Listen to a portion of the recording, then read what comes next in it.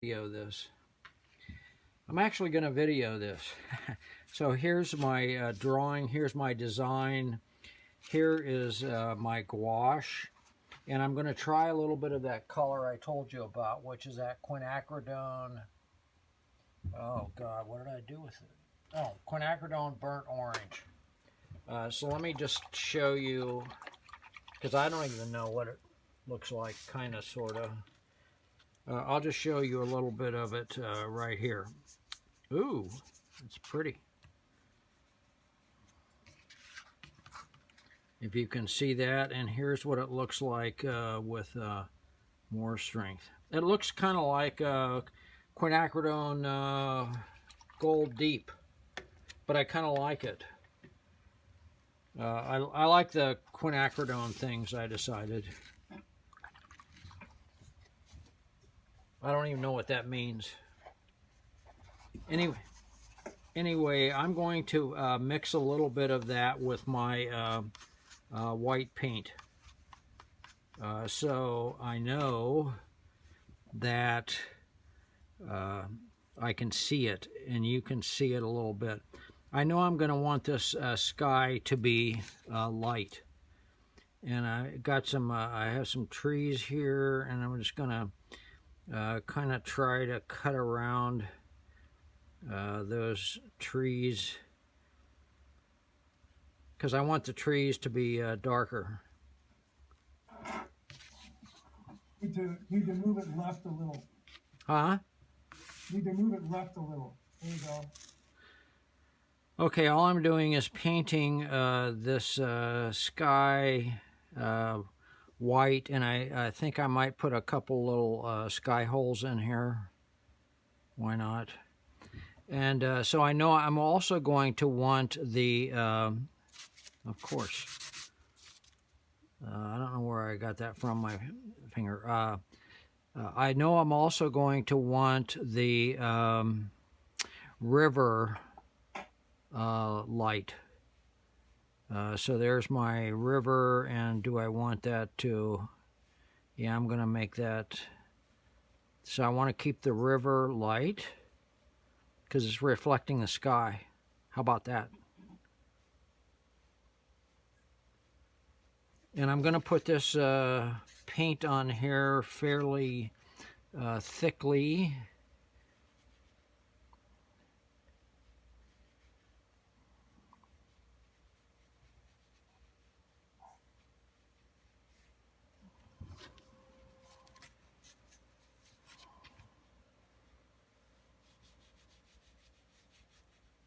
And there we go. So we have that. I'm going to leave this dark, but maybe I want to keep a few highlights. And I think what I'm going to do is try that Nita Ingold thing. So here's my white, and I'm going to use a palette knife to put this on. So here's some rocks or something. I'm just going to scrape around and see what happens. And I think I'll do the same thing on the other side over here, just for a little texture. I have no idea what this is really going to look like, but we'll see. And I want that to stay dark in there, and I want to keep a little line going on through there. And I think I'm going to make these trees dark, and I'm going to try to paint around them. This is my negative painting. And I'm also going to leave the shadow. Why not? It's kind of fun, actually, trying to figure this out. Maybe.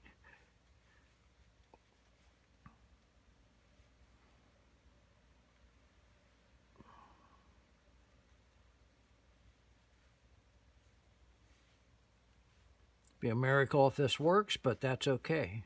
I'm gonna keep that dark up there. Okay, anyway, this will be a good test for us to see if this actually is a workable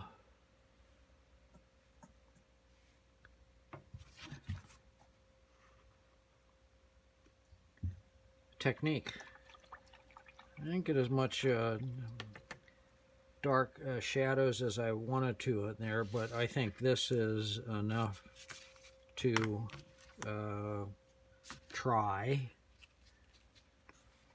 And the light's coming from this side, so I'm going to put a couple little things. The light's coming from over here because the shadows were going that way, and I think I'm going to just put a little something happening there that might protect that ink or the paper from the ink showing up. And so this is my gouache, or tempera, if you will.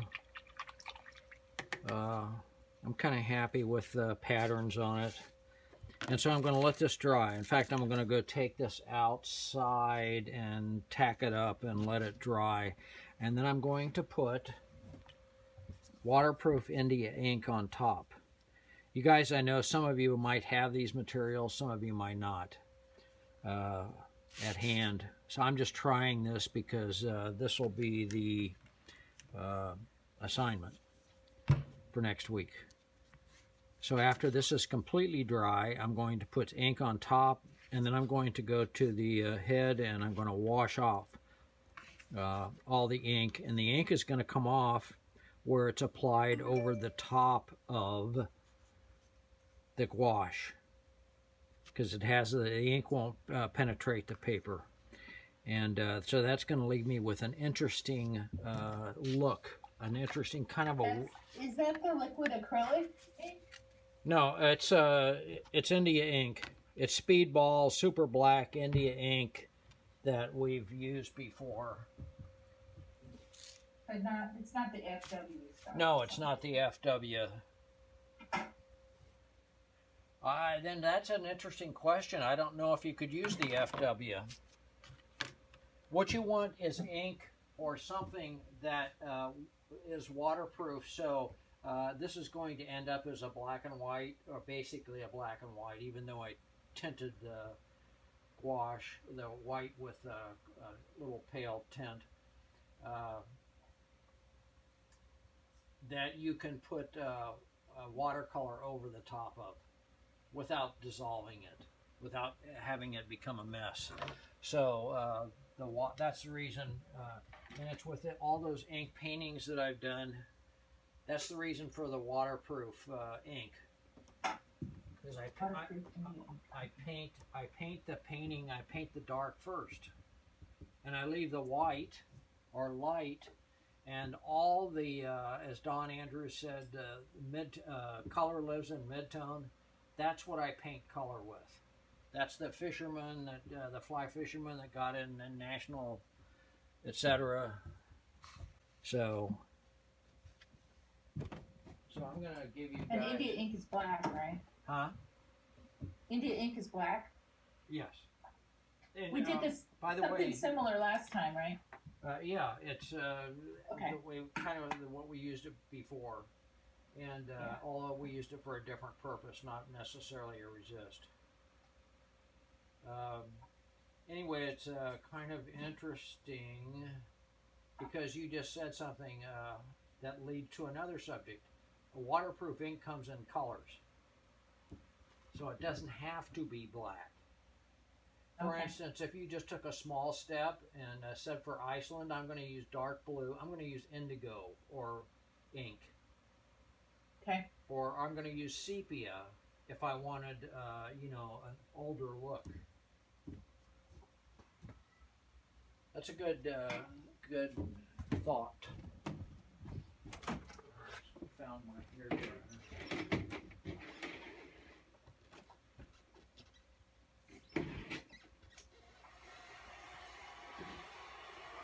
Yeah, if you're trying this, do not do a big thing. Just do a little painting.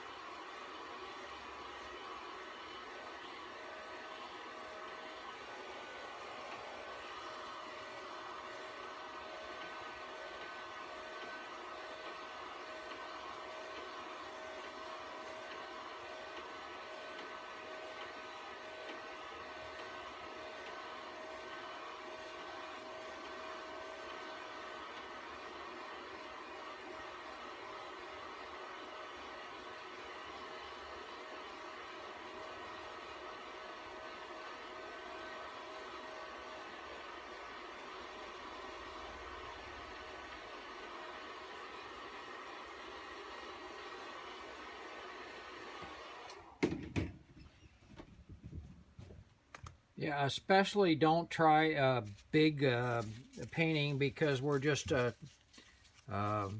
experimenting with this to see what works and what doesn't. And I've got to have some place to wash it off, which means basically the sink. And if you're trying a bigger painting than this, bigger than the usual pad, which is 11 by 15, I would say that you should use illustration board. I'm just saying, because by the time you put it under the water, I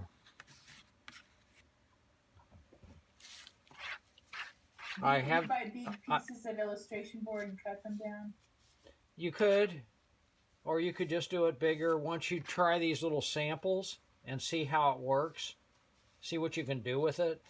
If I were doing, if I weren't doing somewhat of a design, I would probably just do a worksheet, and I would try applying the gouache with all kinds of stuff, with a palette knife, with a brush, with a sponge, with a stick, with whatever, just to see what you could use cling wrap and paint some gouache on cling wrap and stamp it down or print it down.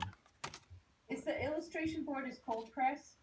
Yes, that's what I would use. I would always use to take advantage of the watercolor for all this stuff that we usually do. I would use a surface instead of hot press. It depends on what you're trying to do, but So I'm just looking on Amazon, and they've got Crescent Creative Products illustration board, yes, Canson illustration board, get Crescent. Crescent. Yeah, Canson. I wouldn't buy anything Canson, but that's just me. I haven't had very good success with Canson. I'm sure other people have, but I haven't.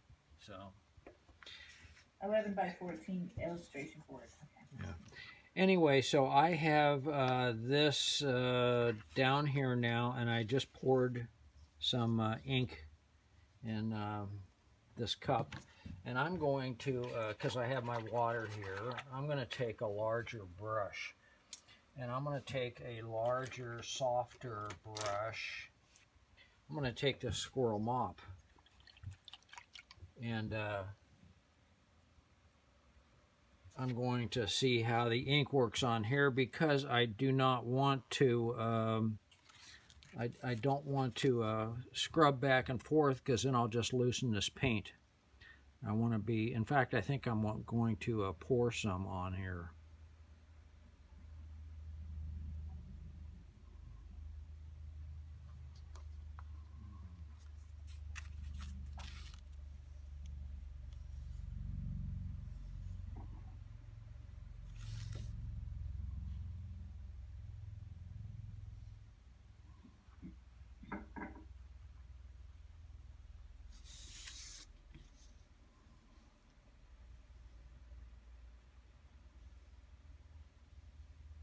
There you go. That was fun. Now we'll see what happens. This is the part that I wanted to, I don't want to show the other video because I wanted to let this be drying because it's going to take a little bit to let it dry. We still have time, but... And that big squirrel mop worked great for brushing this around.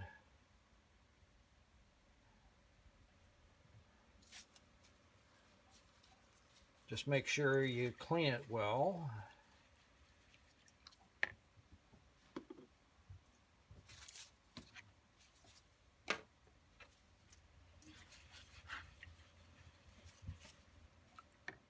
So this is what this looks like after it dries, and you're going to see some cracks, you're going to see some stuff happening.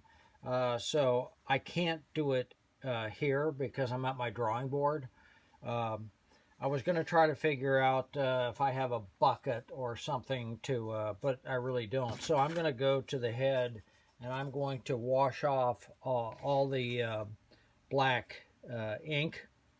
And in fact, I think, I don't know whether I should take this tape off or not. I think I will just take this tape off for now. See what happens. Anyway, I'm going to go put it under the faucet and I'm going to go wash it off. So we'll see if this works. And if you guys if yours is dry enough, then please go do the same. So I am going to try to just put a little watercolor on here.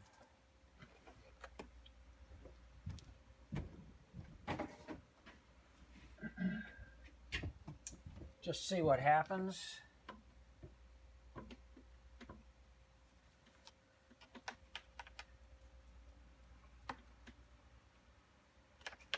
And once this is already done, your design is pretty much done, and your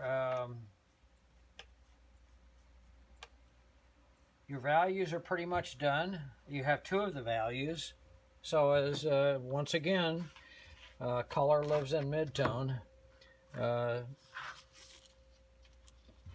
So if I just put a little of that,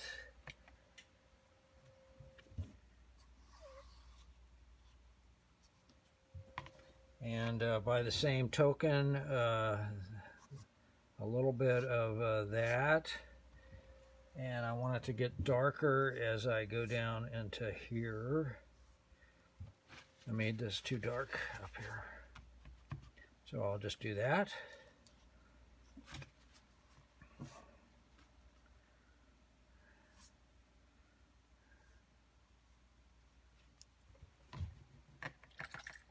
And throw in some of that Cascade green, which I like again.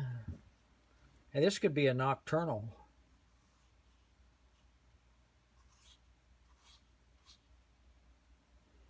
Leave a couple little sparklies.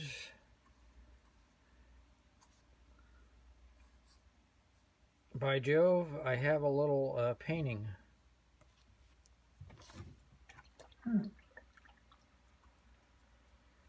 I have a little something out of nothing, right?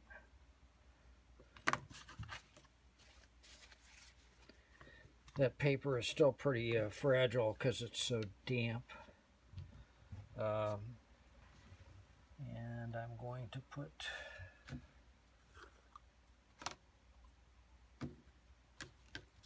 let's try this.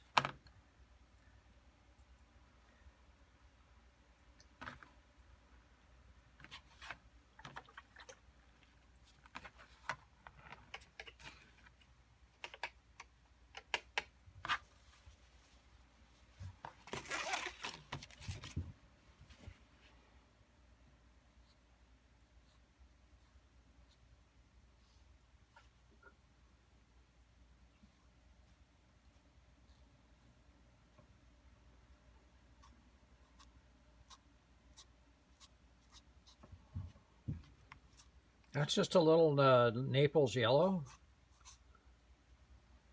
or peachy keen. It's kind of interesting. And I'm going to put a little moon up here, more toward the top, so it's not symmetrical. And with a little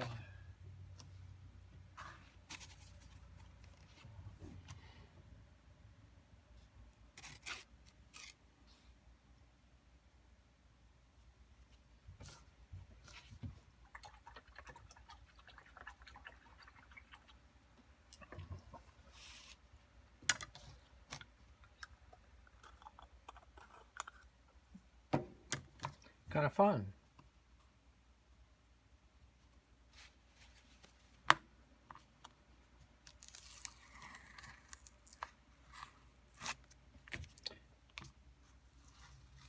So I think the ink resist is a good exercise for our next challenge. I've already got mine done, by the way.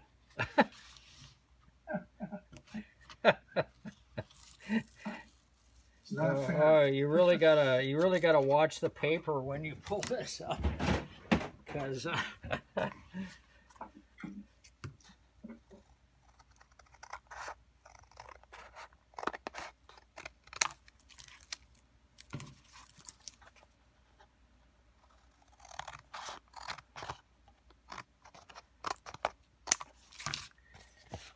there we go.